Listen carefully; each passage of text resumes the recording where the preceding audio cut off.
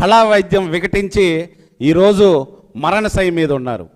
మరి వారెవరో కాదు, మన అభినవ అన్నమయ్య, కలియుగ కనకదాసు, భక్త అభినవ తిక్కన్న, శ్రీవారి భక్తుల చిట్టాలో ఎవరి పేరున్నా సరే ముందు నా పేరే ఉండాలని కొట్లాడే తిరుపతి పాలక వర్గ టీటీడీ పాలకవర్గ సభ్యులు భానుప్రకాష్ రెడ్డి గారు.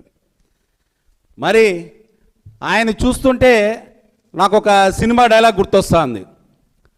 బాలకృష్ణ సినిమాలో ఒక no police dialogue. Bhanuprakash Reddy గారు టీటీడీకి సంబంధించిన ఇతర పార్టీ వ్యక్తులు ఈ హయాంలో ఏదన్నా చీమ చిటుక్కన్నా కలుక్కుమని లేసే భానుప్రకాష్ రెడ్డి గారు ఇంత పెద్ద పరకామణి కేసులో ₹1 కోటి చోరీ జరిగిన కేసుల్లో నో భానుప్రకాష్ రెడ్డి గారు. టీటీడీ చైర్మన్ రాసలీల వీడియోలు బయట వస్తే నో భానుప్రకాష్ రెడ్డి గారు.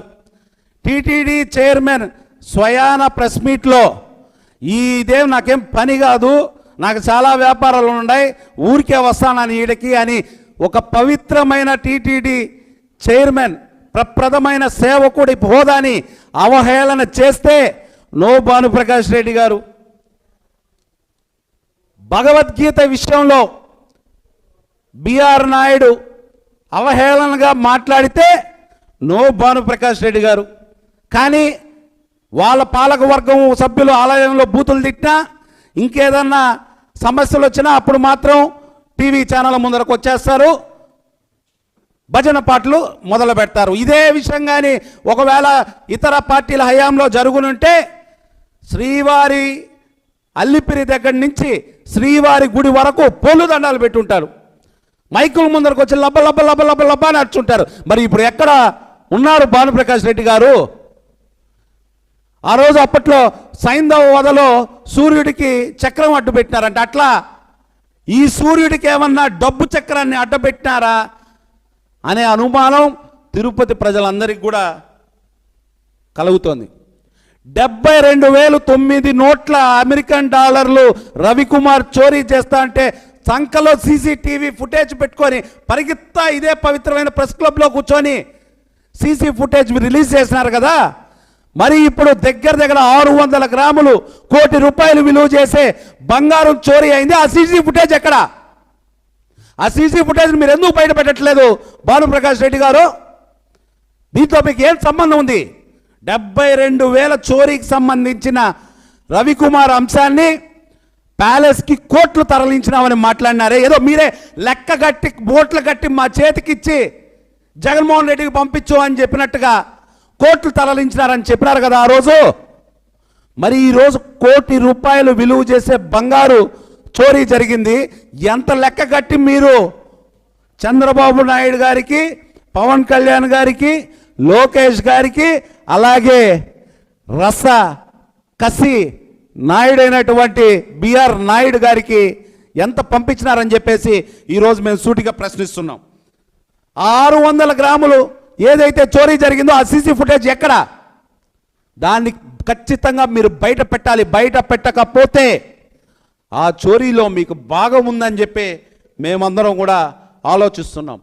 గత సంవత్సరం జనవరిలో జరిగింది, ఇప్పటికి 13 నెలలు కావస్తోంది. మరి ఈ బంగారంతా కూడా తిరుపతిలో ఉన్న పెద్ద పెద్ద షాపుల్లో ఎక్స్చేంజ్ జరిగింది. మరి వాళ్ళ మీద ఎందుకు చర్యలు లేవు? ఎవరి ప్రోద్బలంతో, ఎవరి రికమెండేషన్తో ఆ నగల షాపుల్లో శ్రీవారికి సమర్పించిన బంగారు ఎక్స్చేంజ్ జరిగింది. మరి వారి మీద ఎందుకు మీరు చర్యలు తీసుకోలేదు?